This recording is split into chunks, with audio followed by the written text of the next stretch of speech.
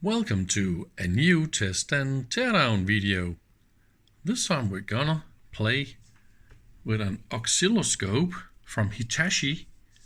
And this one is the V-1565 100 megahertz dual channel analog oscilloscope, but with digital assist. We got digital readout, digital cursors.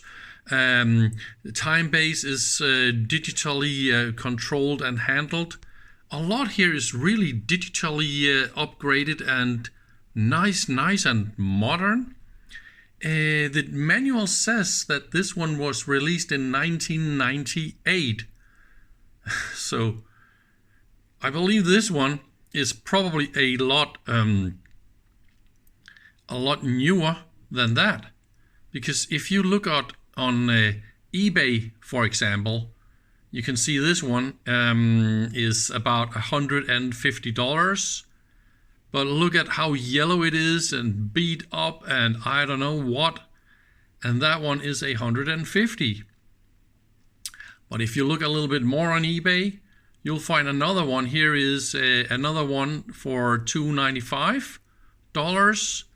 It looks, of course, a lot more beautiful and nice. And they even guarantee that it is tested to work and all that. But if you look for more expensive stuff on eBay, you can also find exactly this oscilloscope for $816. And wow, that is mint quality, super nice. I really like that. But also the price is wow, huh?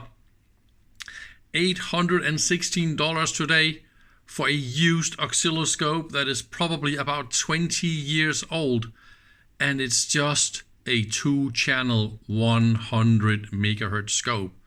So if you have $816, I would say that you can go out and buy a brand new top modern 4 channels oscilloscope that will do 150 megahertz, and it will be 100% super nice and top modern, and warranty and service and everything.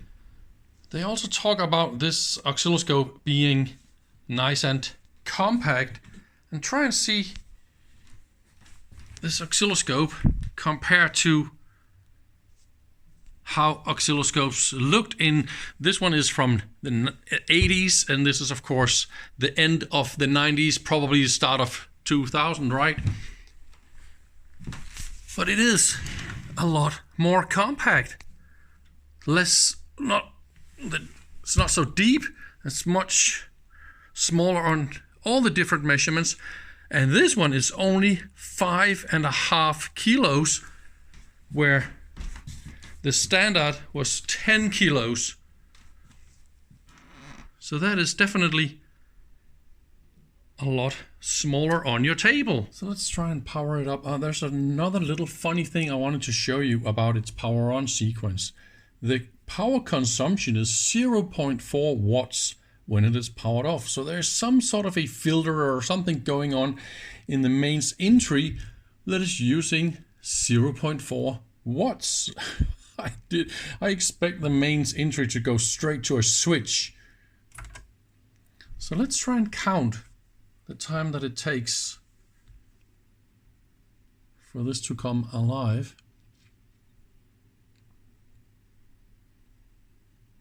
Here we go, calibration complete. So there's some sort of auto power on calibration going on. Aha. So here's what I've done. This is 1 kilohertz, 1 volt peak, and my generator is set for a 50 ohm load, and I got a 50 ohm through load here, so I can go fast and all that kind of stuff correctly. Because this input, there is no 50 ohm loading. Okay, so I'm using channel 2. I've selected channel 2. I'm using horizontal mode A. I'll get into that in a second. And you can trick on your signal. So this is normal mode, or this is auto mode. So if I'm in auto and I remove the signal, you'll see the line. This is completely normal. All scopes, they will do this. And if I go to normal, it's not going to show anything because there's nothing to trig on. Now with an input, it will trig. You can select the source of your trig to be channel 1 or channel 2.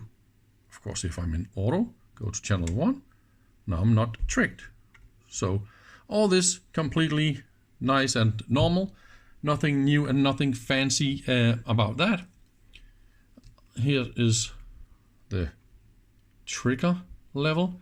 And I don't know if you can see the picture jitters a little bit. Let me try and zoom in a little bit. Can you see? It jumps like that. Is that picked up by the video? I don't know, but I see some unstable behavior. And look, if I click on 20 megahertz limit, I limit the input, the amplifier, and this stuff also goes to the trigger detector and all that. So now it's a little bit more stable. And the fun thing is that if I go faster, the trigger goes super nice and stable. But at low speed, like this is just a kilohertz, and also a low change of input, like a sine wave is, then you will see this jittering. It's just barely visible, but it's just something that I see. If you have a square wave, obviously, you're not going to see this problem at all. So, I don't know if you can see this. It says P10X. So that means my probe is in 10X mode. And that means I got 2 volts per division. But that is not true, because I got 0.2 volts. So now I need to figure out how to change the scope to read out a non-probed, like what is written here, right? So to do that, see, here is my feature switch, select between all sorts of things. So if you remember this little arrow here that's pointing down, this is what you need to go and hold the down, and then you can dial on this variable to select between 1x or 10x. It's also written here on the top, but it's not super easy to understand that this pointer here down, where it is here, it is only because you know it that you're able to figure this out. If you didn't read the manual, I'm just telling you this by experience. I didn't figure this out before. I had a little help with the manual. So that this is what you need to do. So let's see if we are able to do that. We go here, and then next time we go here and we hold. And then we can dial. See? And then we can release. So now we have 0.2 volt per division, exactly as it is. And this is what I want to play around with, because I want to test the scope's frequency capabilities, like the first thing. Let's just try and do that. If you see here on the grid, you can see a 0% and a 100%. So this is what we are aiming for with the position. And then we can do it like this, so it's easier to see. Our 1 kilohertz touches 0% and 100%. Maybe I'm a tiny little bit too low, but just let it be like this, and then we'll see what happens. So a minus 3 dB voltage, that is the 90 and the 10. So this is what we're aiming for. When we have this amplitude, then we can read out the maximum frequency capability. So if this is 1 kilohertz, let's just crank it up straight to 1 megahertz. And then we just go on. And you'll see it is exactly the same level. But this is okay, 1 megahertz. How about 10 megahertz? Still exactly the same. Okay, let's crank it up like, ooh. Now I see something going down. Let's crank up the intensity, and the trigger is okay. So this is 40, 50, 60, 70, 80, 90, and 100. And 100 is just a tiny, tiny little pixel under. If I go to 90, it's a little bit too much. So it's probably 95 if we are going to be super accurate. So 95 megahertz, not too bad. So let's try and play a little bit with the cursor functions. This is of course a 100% analog oscilloscope, just like any other regular analog scope, but we got all the readouts and stuff is done on the screen using a microcontroller and all that fancy stuff. So we are still here in H position, so then we can move this. And like you see, there's only one button to do all this stuff. And when I select all these features, so I go time, then it's variable time. So imagine this is a potentiometer that goes into the processor, and then the processor generates stuff that controls all the analog circuits that's doing sweep. I think that is fantastic to think about. Then we go down to position, then it's generating a voltage that will move the position of your screen here, or of your picture, but it's not moving your readouts. So think about that. It's cool. Okay, measurements. So this is the first measurement. This is amplitude. And if you note the tiny little cursors here, they are both lit. See, that means I can move both of the cursors. But if I hit the cursor button here, then I have the bottom one selected or the top one selected. So that is quite neat. And of course I'm reading out way too many volts because I didn't handle the settings for this channel. Okay, cool. Then the next cursor feature is time. So it starts with time, and again, one cursor, both, and the other cursor. There you have your time, but you can of course go down and have it calculate your time into frequency, and that is really what you miss in the old times of pure analog scopes. Oh man, I've been recalculating this by head a million times. And then you go down to the frequency. So this is a frequency counter that is built in that somehow counts the frequency and read this out, but it takes time. So there is now three things the microcontroller is doing. It's drawing the text here and here, and then it's drawing, it's connecting the analog input to the screen, and then it's doing the frequency counting as a third thing when it is not displaying stuff.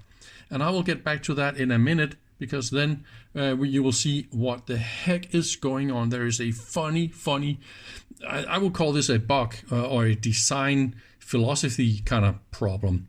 So let's crank up and go out of all the cursor features. So you'll see now, I have on channel 1, I have this. Channel 2, I have a sine wave. Fantastic, right? You can of course also go to dual. In dual mode, it is in chop mode. I mean, this is in alternating. See, you can have dual or you can have chop. See, there's a little name written here. So dual, or you can push these two in. Then it goes, look at that. This is chop. Oh my goodness. It's just not working at all. And I think it has something to do, yes, look at that. It's just as this, the picture here is not picking up how bad this looks, but it is incredibly bad. So chop mode really don't work. And this because it's also drawing all this text and stuff. So dual, you cannot really not use this. So I want to show you how the dual time bases they work. So for this to work, we have to put down the two channels down here or here, for example. The idea is you have them down into one division. This is at least how I think it should be. or maybe this is how they intended this to be. So here we have the two channels, and let's just make it like that, right? So let's pretend we want to play with the dual time base. So this is time base 1, A. We go to time base B. So you see it's now zooming in because time base B is faster. I can go almost as slow as the other one. So it says here time base A is 50 and time base B is 10 microsecond. But I can of course turn them on, both of them at the same time. And this is how you get this display. What you cannot see is how much this is blinking. In reality, it is super, super bad the way it is blinking and doing all sorts of funky stuff. I wanted to go and have my trigger on the square wave at least. But it's the way that this is it is alternating between all the different screens here is just absolutely crazy, and it is not affected by your input frequencies. So the whole idea about having dual time base is not, you're not supposed to do this for very long. Just so see the cursors here. What are you looking at? Then you move the delay, and then you see by moving the delay you can find the point of interest, and then you can of course go and inspect that point of interest. You can of course zoom or move your window here, and then you're still tricked on the other signal that is here, right? But I mean, showing both of them at the same time is absolutely terrible. Now we are in the dual mode. Now there's a new possibility up here that is called A-B separation. And now you can move the A and the B horizontal modes separation here. You can of course also move this channel A or channel 1 input like that, and then you can move the separation. So if you want to have this separation like that, I want to have channel 1 here, I want to have the other one up there, for example. This is more neat, and this is done by separation here. So it is really, really full of funny features. That is a lot for an analog scope with all this sexy readout, wouldn't you say? I totally love it. It's not like that. But let's get back to a real funny thing. Let's go down to the measurements here. Measurements. Frequency measurement. Now it's back to blinky blinky. And then I go alternating. Now it's blinking 10 times as much. Why are you doing this? I'm so sorry that this is not shown. Hey. Okay, bad luck. My camera fixes everything. All this insane blinkety funky here goes away if you're only using the dual time base mode on channel 1 or channel 2. Then it is nice and stable. Everything is working perfectly fine. So 1, A or B, or alternating. That works fast. It switches between these two with the trigger. Fast, fast, fast. Yeah, well, that was the only thing that I didn't really like. There's a funny, why are we waiting so long to do this? I can't explain exactly why they're doing this. And then the other little thing about you need to go to H position and hold it down, and then you can change the probes. But that's just probably because I was too lazy to read the manual good enough. And when you have read this once and you did understand that those are the two arrows that will remind you about what to do and how to do this, I think you're not gonna forget it again. Let's look a little bit inside. So this is the top side, and it is very nice and beautiful and all that. It's funny with all the thermal holes. Some of them are covered by this isolation plastic, and some of them down here, they are open for air circulation, and that is good.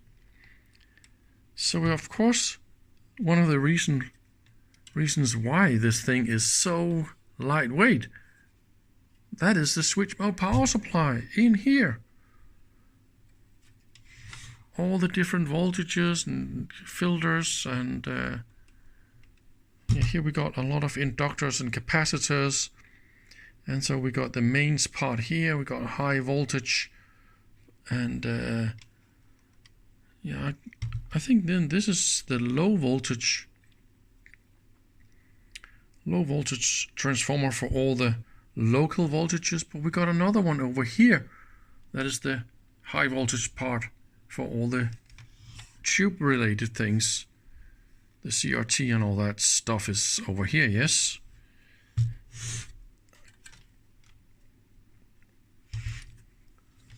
That is a little bit funny, isn't it? See, there's a screw missing, and here is also a screw missing. And I bet that big fat boy here is the processor or some big intelligence that is going on there. At the moment, I didn't feel like going further down there because I need to take it very much apart. Oh, look at that, quite a lot of boards. This looks like a little upgrade. Is that really like that on purpose?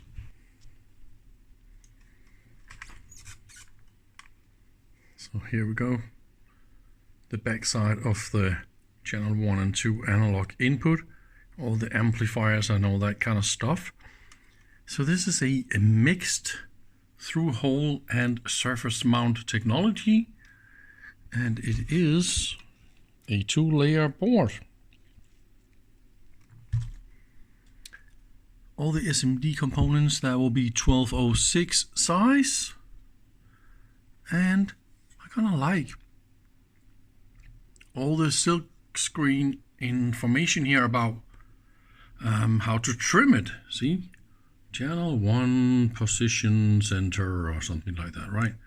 So you could easily figure out where to do this and that. So this is almost like a built-in service manual, so that is nice.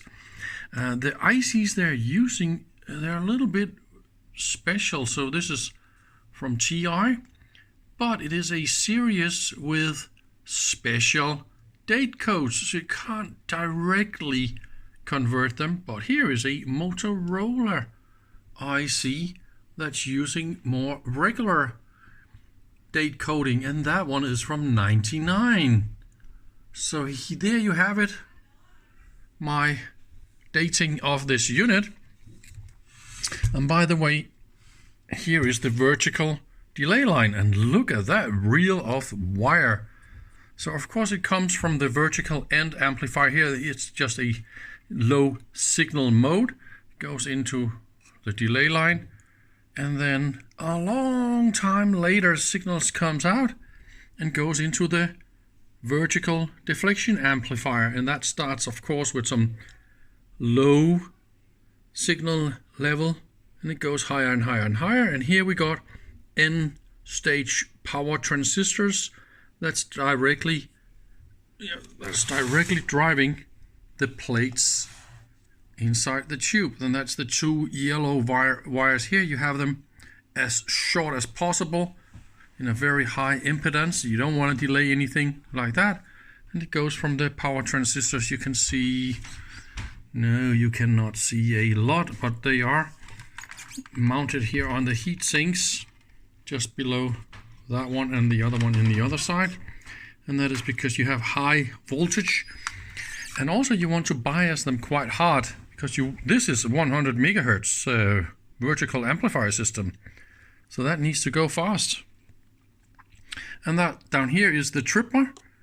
It handles the red wire that goes directly to the anode of the CRT.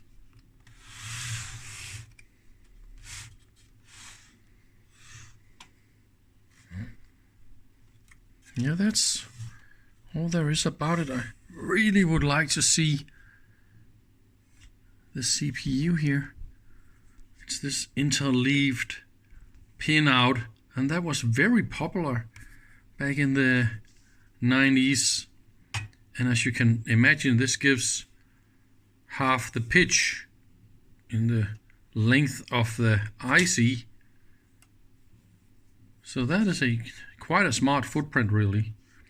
If you can see all the others, they are 2.54 millimeter spaced, but here it's interleaved like that for more pins. Nice. I was able to move a few wires here, so we can now see the fantastic brain of this unit.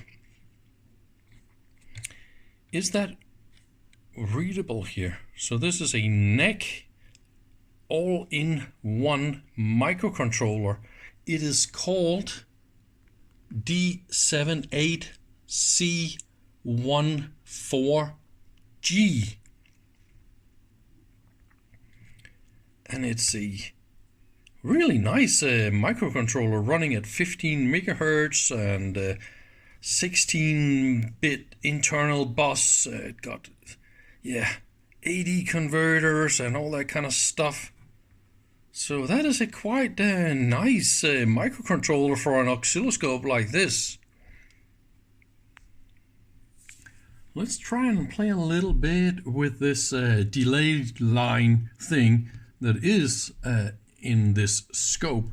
So here I got a pulse, 1 microsecond pulse, and it's repeated at with 100 kilohertz. And this is why it looks like that, right? So what we can do is I am triggering on the positive edge.